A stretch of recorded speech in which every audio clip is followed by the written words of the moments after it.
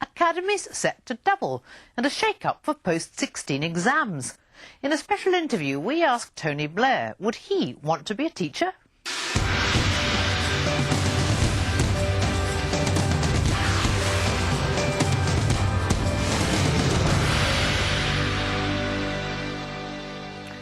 Hello and welcome to Teachers TV News. In an exclusive interview with this programme, Tony Blair talks about his plans for more academies, more trust schools, the future of A-levels and whether he would want to be a teacher facing more reform.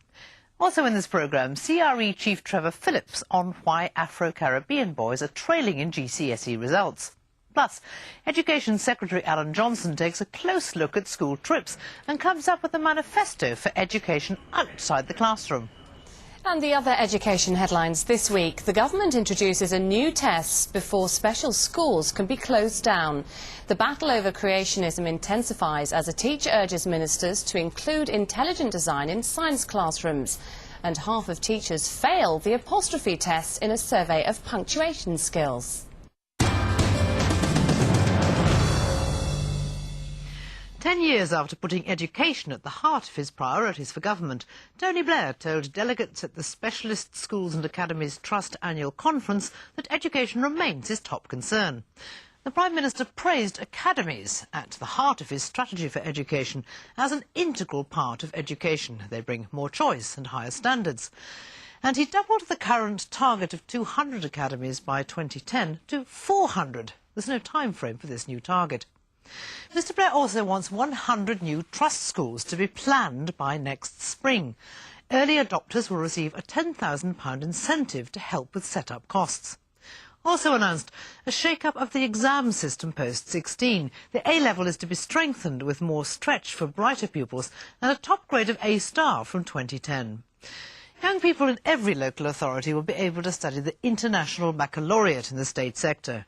And alongside greater access to the IB, 14 to 19 specialised diplomas will be more widely available.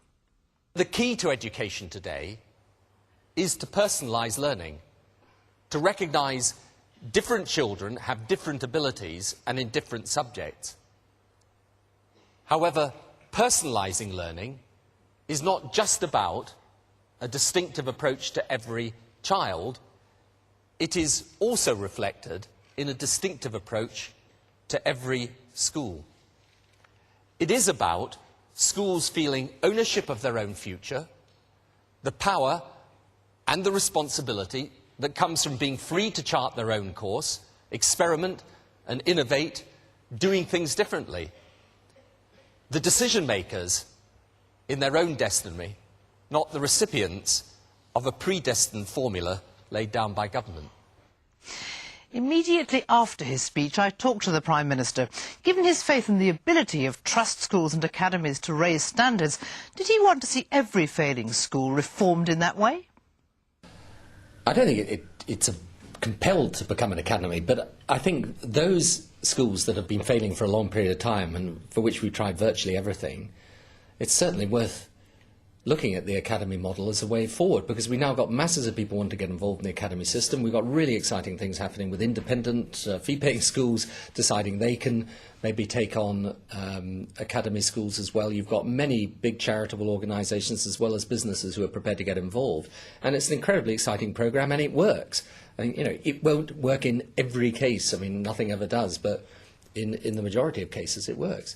Everybody here is very enthusiastic about that idea, but not all voices are. The NASUWT this week said that you, and they meant you, not the government, you are bewitched by the private sector. Are they an authoritative voice to the disadvantage of the sector? You know, people always say these things, but the reality is, if you look around the world today, what is happening is that you're getting a breaking down of the barriers between the public, the private and the voluntary sectors, and it's happening in every walk of life. And if we want kids to come out of school with the things that businesses need, then it's sensible to involve businesses, for example in vocational education. And also businesses can come in both to the health service and to our school system, and they can help. You know, they're not for-profit schools, But where business can bring in a certain expertise, or where, for example, involving Microsoft and some of the trust schools, I mean, they can then open up a range of new possibilities to the schools. So I think in the end, look, these criticisms are always made, but I think the proof will be found in the fact that parents will want to send their kids to these schools. But you do run the risk of attracting somewhat eccentric philanthropists, for instance, evangelicals who want to teach creationism within the school. Is that acceptable? Yeah, but they don't teach creationism in the school. I mean, this is what you actually, when I went to one of Peter Vardy's schools, and this was the school, I remember the old school. I mean, it was a terrible school, to be absolutely frank. You would not have contemplated sending your children there. It was a very, very difficult school indeed, and yet lots of children did have to go there. The school now is doing better and better. The children are probably turned out, there's proper discipline in the school and so on, and there isn't creationism being taught there at all. I mean, what is being taught, however, is the national curriculum, and extremely well. Now, that's a school with a long way to go, but those children are getting their first life chances, and I think it's important people don't, pick up certain things in the papers and then end up thinking this is what's actually happening, or these children are being brainwashed, or this type of thing, because they're not.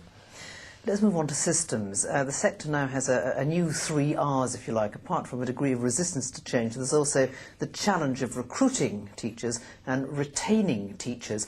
Your favourite R is reform. Do you ever worry that the reform is galloping ahead of the practitioners? They can't keep up. There is a danger of that, and that's why you've got to be, careful. But I think there is a direction that is very clear.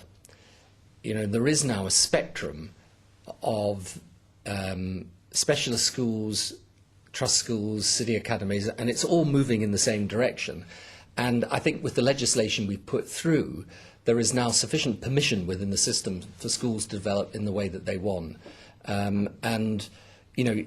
The only trouble is that as I was saying to these teachers, that the world is changing so quickly that we've got to be careful that we don't get left behind. And so, for example, in vocational education, we're having to make further changes, but that's because our vocational education system at the moment isn't what we need for today's world.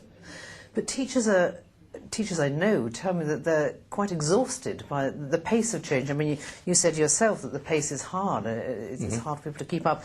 They're having to add life skills to the curriculum. They're having to teach about, alcohol use and drug misuse, sex and relationships. Would you be a teacher?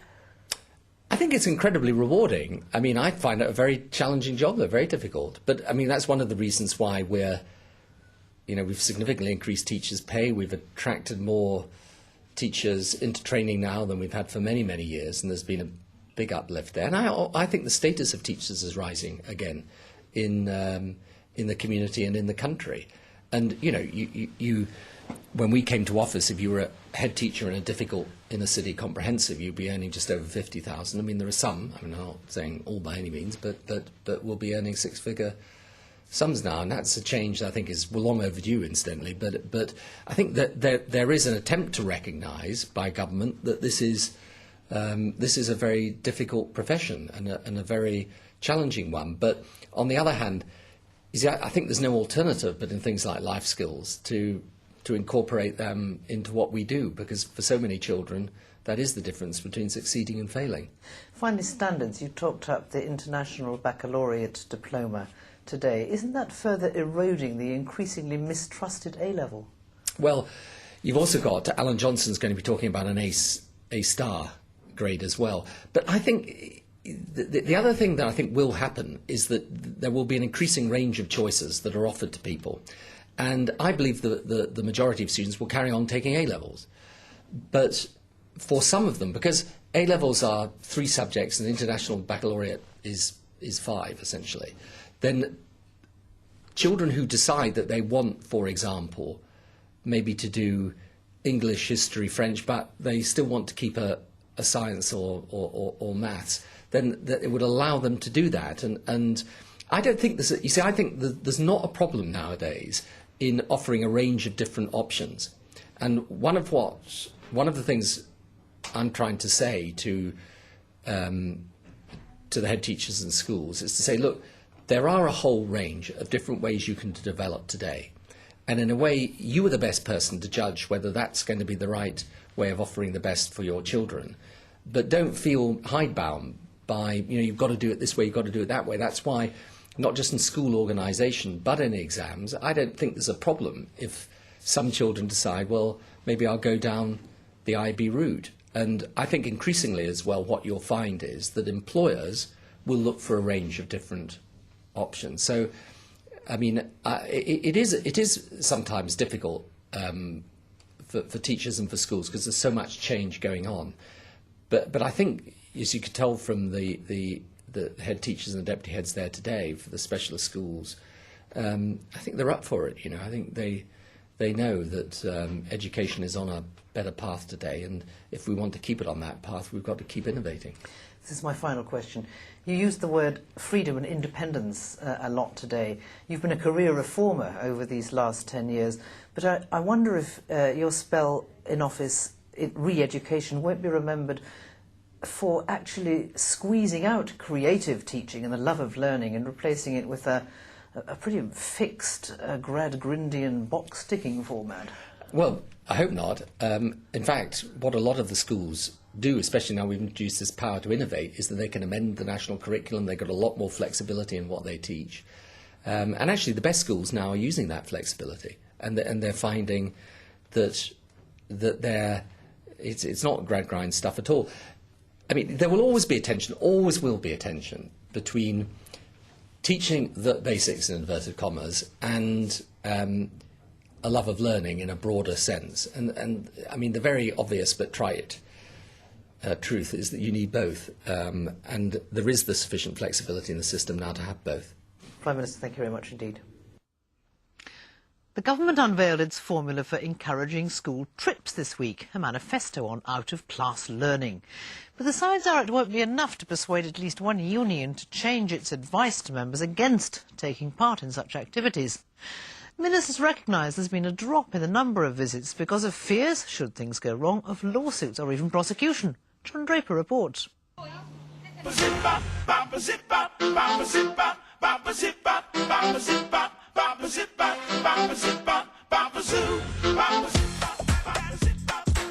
To the government, they represent the wealth of education opportunities on every school's doorstep. Museums, parks, theatres, outward bound centres, facilities that can enhance classroom work and develop personal and social skills.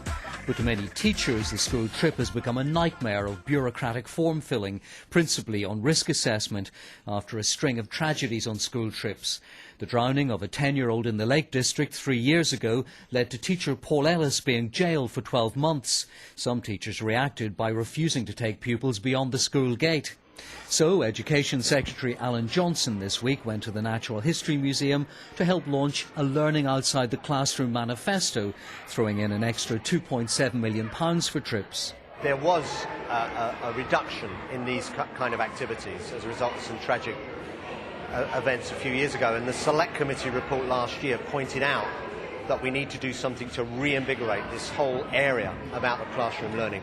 The vast majority of teachers, head teachers, parents understand that this is a crucial and enriching element of a child's education. What they need is reassurance, guidance, help, support, and that's everything that we're providing in the manifesto launched today. Specific measures include a new independent council for learning outside the classroom to give advice and help, an out and about support package for schools on planning, funding and evaluating safety risks, and school visits to become part of the Ofsted self-evaluation process. Persuading youngsters to go on a school trip, of course, isn't a problem. Who wouldn't want to spend the afternoon walking with dinosaurs? But the government is seriously worried about the number of head teachers and education authorities who've been scared off such activities, and that despite a wealth of research material showing that learning outside the classroom can make a significant contribution to raising achievement in national curriculum subjects. Those who attended the manifesto launch probably represented the biggest ever gathering of organisations offering education outside the classroom, from the Arts Council to the Forestry Commission. The learning that happens outside the classroom is often about contextualising what is learnt in the classroom, making textbooks come alive. It makes learning more social, exciting and relevant. There isn't enough money yet. There are still some cultural issues and cultural blockages to getting children out of classroom with teachers. I think really good progress has been made on this in the last year, and I salute everybody who's tackled it. But there are still obstacles there. That last note of scepticism was shared by many, for example, on how much commitment Ofsted will give to trips being included in self-assessment. Now, the Trust did a survey of Ofsted reports relatively recently, which looked at how much information they put in about out-of-classroom learning, and it was very, very variable. So simply the commitment that it will form part of the self-evaluation, that again is not going to get us where we need to go to. We need to see serious advice from Ofsted about what schools should input into that form, and that's what we'll be looking to come forward. But for teachers' unions, the big question is still who carries the can when things go wrong, especially in a compensation culture. The DFES's announcement of further consultation means much remains to be done. If an incident occurs, it should be properly and fairly investigated. At the moment, what tends to happen is that the local authority will say, well, we have a conflict of interest, you're on your own, we're representing the concerns of the pupils. And clearly that's not good enough. And that is quite a deterrent for staff taking these kind of activities, because they feel that if a problem arises, that immediately, whether they're not to blame or whether there's a problem, that a judgment's made at the beginning that they're not going to get the support. Alan Johnson clearly enjoyed his day out at the museum, and there's no question about the government's recognition of the value of such visits for children. But for many, the manifesto is still a work in progress to be kept under close scrutiny. John Draper, Teachers TV News. Still to come on Teachers TV News, the head of the CRE explains why he believes black boys shouldn't only be taught by white women. But first, with a roundup of the rest of this week's education news, here's Sophie Benting. The Conservative leader David Cameron has condemned the closure of special schools as absurd and says it should be stopped. His comments followed an announcement by the Education Minister, Lord Adonis, that a new test would be applied before any special schools are closed. Helen Jordan reports. The teaching of children with special educational needs came under the spotlight when Baroness Warnock, who laid the foundations of the current system, admitted in the summer of last year that the emphasis on inclusion in mainstream schools had left a disastrous legacy.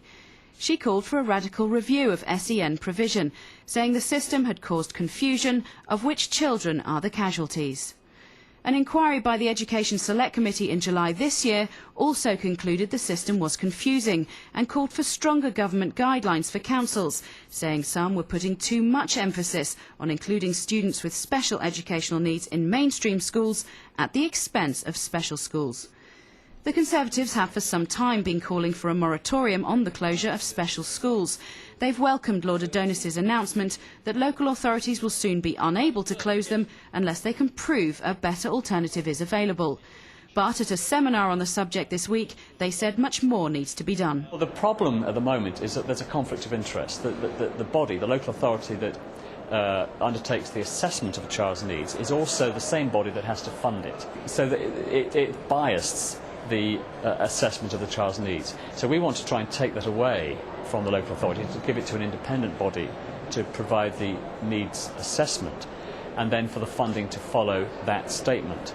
The Department for Education says the new guidance will be issued next summer, but has asked local authorities to be mindful that changes are on the way. Helen Jordan, Teachers TV News. A jury has cleared a former head teacher of contaminating his school with asbestos.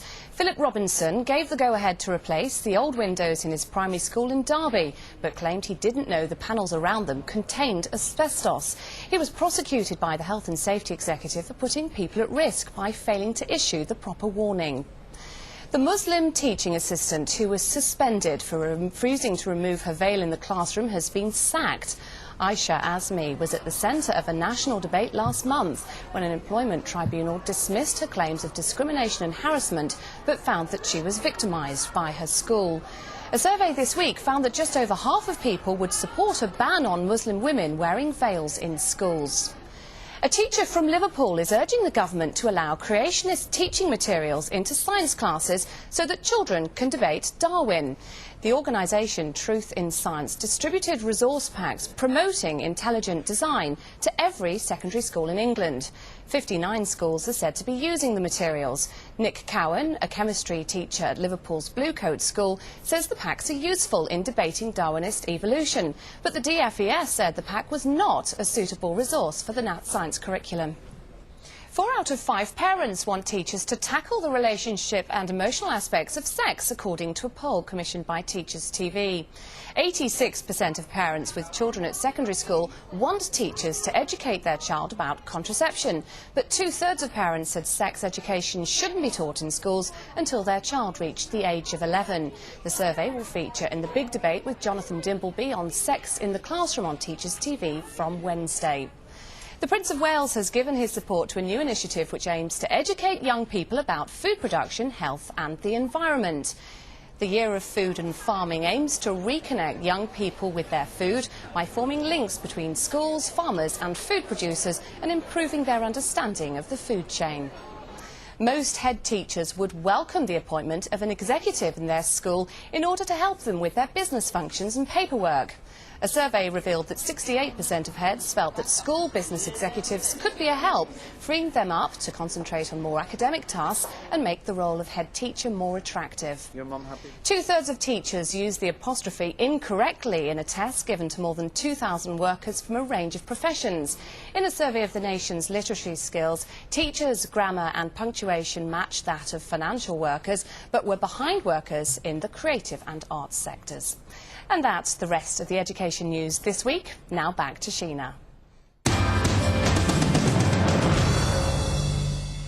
Thanks, Sophie. Figures released last week painted a depressingly familiar picture for Afro-Caribbean pupils, particularly boys.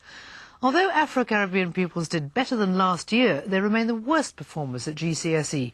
44.4% got 5 good GCSEs in 2006, compared to the average of 56.9%. While the average gap between boys and girls narrowed, the gap between Afro-Caribbean boys and girls grew wider. Earlier this week, Charlotte Hume talked to Trevor Phillips, chair of the Commission for Racial Equality. What did he think lay behind the figures? What we're dealing with here is, to some extent, as ever, the problem of teacher expectation, but I think we're also dealing, to some extent, with the issue of young male culture, because we're seeing a similar phenomenon of failure between African Caribbean boys and white boys. What is it, do you think, that's so negative about the culture of young men? My guess is that there is not so much a know-nothing culture, but there is I can't achieve culture going on here, then that maybe I don't need to, that maybe I can become a footballer, and I don't particularly need to read to become a professional footballer. There's also a sense, I think, for many young men that maybe they're not wanted. Maybe the skills that they have, or the things that they traditionally, their fathers traditionally did, aren't needed anymore. And I suspect that some of what's going on here is that schools, or what's happening in schools, hasn't yet caught up with getting young men or boys to understand that they need, frankly, to be a bit more like girls in order to succeed. So you see it more really as an issue of gender than an issue of race? These things are mixed, and the specific point about African Caribbean boys, I think, is a lethal combination of race and gender. I think there is something about the idea of what it is to be a young black man, both in their own heads and also in everybody else's heads, which doesn't include, for example, academic success, does not include a sort of warm and communicative attitude. I think that we live in a society where, I don't want to put it too strongly, but it probably isn't possible to put it too strongly, where black maleness is in some ways the definition of failure. Even the supposed icons of black maleness, the hip-hop stars and so forth, what are they? They're people who get shot, they're people who get put in prison, they're people who steal, they're people who basically are unpleasant and, you know, bullying. And that's meant to be what the kind of epitome of an authentic black man is like. Somebody who doesn't do the things that most people in society do. What do you think teachers and schools can do to turn round this negative image? The days in which we could continue to tolerate a situation in which most children up to 11 are taught mostly by women, mostly white, are really over. Because I suspect that is part of the problem here. A black boy who does not see a black person like himself in position of authority in the classroom doesn't know how to be a man. So the first thing we could do is change the composition, by whatever means necessary, of the teaching force. Secondly, I think teachers have to, even with the best will in the world, resist the temptation to play to what they think might be a young black boy's strengths. Now, I don't think anybody is as crude as they used to be in saying, oh, don't worry, you don't need to worry too much about books. You're really good at football, you're really good at music, let's concentrate on that and that will boost your self-esteem. Stop it. They need to learn to read and write. And it doesn't matter, frankly, that, you know, all of the ideas about boosting their self-esteem with things that they're good at and so forth. I understand why people want to do that, but actually, in the end, it holds them back. There's been a lot of debate about what it is to be British, what is Britishness. What do you think it is, and what do you think schools can do to help promote those values? When we talk about Britishness, we tend to get a bit baffled by the symbols, the Queen, the flag, all this kind of stuff. I think this is a wrong approach, actually. I think that the characteristic of most countries' national identity isn't the symbols, it's the way that we behave to each other. If I'm in the Caribbean, I'm standing on a street corner, I look like everybody else, nobody can tell I'm different. If I start walking, everybody can tell I've come from foreign because I'm walking twice as fast. If I go into a shop, they know I've come from abroad, and they know I've come from England, as they would say, because I start looking for the queue. Because this queue thing, is a sort of very British way of being towards each other. We believe in fairness, we believe in decency, we believe everybody, whatever their station, should really have the same rights in any particular situation. We don't focus enough on Britishness being about a code of manners, the way we behave towards each other. I think this is tremendously important for schools. Not to get, of course we've got to deal with the issues of citizenship and so forth. And of course we should deal with these issues of history and so on when we talk about Britishness. But don't get fixated on it. Let's talk about those things in order to say the reason we're British is because we treat each other according to certain principles, equality, decency, fairness. And I think that should be the heart of teaching about Britishness. CRE Chair Trevor Phillips. And that's it from us for the new year. But watch out for our review of the year. You can email us at news@teachers.tv. Goodbye.